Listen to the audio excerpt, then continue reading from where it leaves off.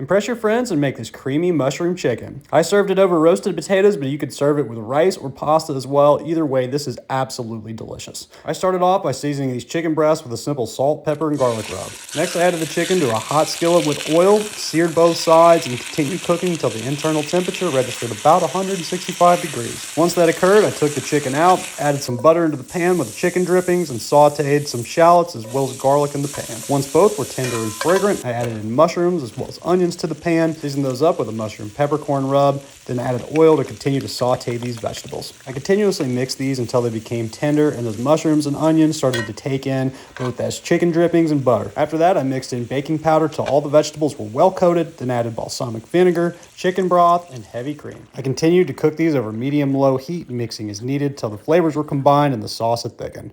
After that, I added the chicken back in to coat and then served. Hope you guys enjoyed this, and don't forget to subscribe to my channel.